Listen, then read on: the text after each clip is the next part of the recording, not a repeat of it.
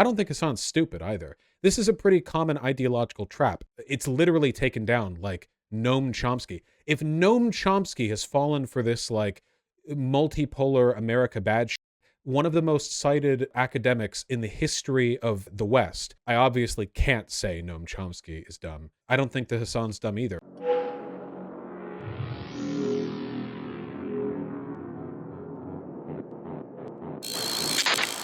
Hasan doubled down in this clip, did he?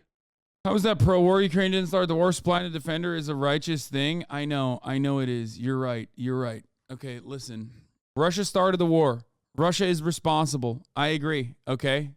I do not disagree with this. But when Marjorie Taylor Greene turns around and says, why can't we push for peace?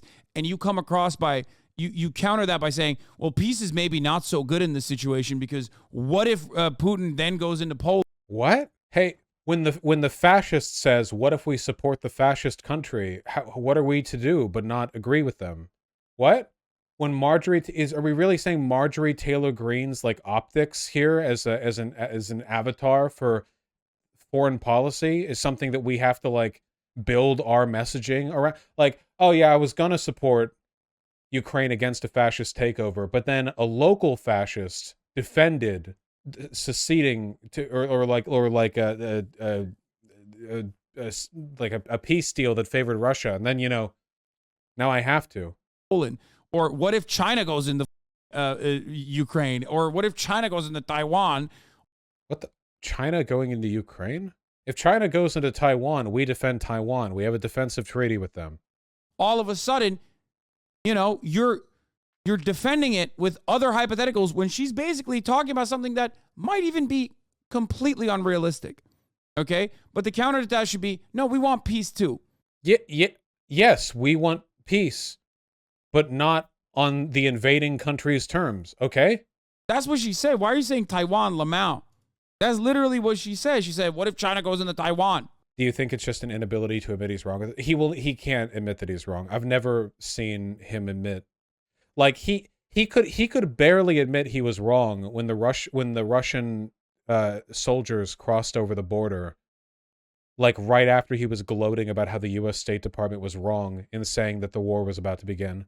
I remember like so many. The U.S. State Department was like, yeah, dude, they're gonna invade on the 18th, and then on the 19th, everyone, including Hasan, was like, and then they invaded on like the 20th or something, 21st or whatever.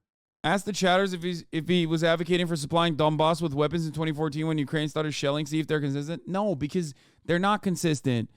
They already made up the a part in their heads. If they knew enough about it, then they would say, well, technically it was Russia that started the proxy. You have to go back 9 years. Like, oh, okay, you agree with the liberal democracy over the fascists when the fascists invaded this time? All right, well, where were you 9 years ago in the much more niche question? Yeah, when you were in middle school, what were you doing? Yeah. War in Donbass and LPR and DPR by, sending the green men, sending like... Russia was slaughtering us back too. Yeah, that was an invasion. The invasion began in 2014. 2022 was just like a massive increase in the severity, an escalation. Special ops people, they mostly don't even know. They don't care. They're just like repeating shit that they heard on MSNBC, and it doesn't even matter. Okay, it doesn't matter. None of that matters. Marjorie Taylor Greene, the Neville Chamberlain of the 21st century. That's a stretch. Okay, dude. We're not relitigating the Ukraine shit. Okay. The opposite of appeasement is awarment, okay? That's true. I'm pushing for awarment. Let's go. I like how that's sort of like an implicit acknowledgement that he is in fact pushing for appeasement as a political, okay. Yes, I am an awarment enjoyer. This is true. Many such cases. Oh, he'll never move over on this, man. I really feel like people like Hasan think that in retrospect they're going to be celebrated, like the people who were against the Iraq War. Like they think like, okay, man, like yeah, liberal media is against us now, but in the long term they'll. But like, no one's gonna look back and go, yeah, those people who wanted Zelensky to surrender early to the fascists invading him, yeah, that was they were real prescient. At least Ethan's audience is normal. Yeah, I wish I could appeal more to Ethan's audience. I feel like I'd actually get along really well with a lot of them. I'm believing Russia Today again. Oh my God, I am not. I don't give a about Russia Today. Russia Today is unhinged. There's nothing to believe in Russia Today because in the very same news block, they will spend an hour talking or 35 minutes talking about how it's anti-colonial action that we need to engage in, and then immediately turn around and be like, trans people should be melted, as a matter of fact, and America's woke culture is prevailing and depraving the entirety of the Western world. Which wonder if there's some kind of parallel between defending Russia and being far right. Makes you wonder. Once was superior. You know what I mean? They don't have any takes. They just say literally anything and everything so that you will agree with them. That's it. I'm not an idiot.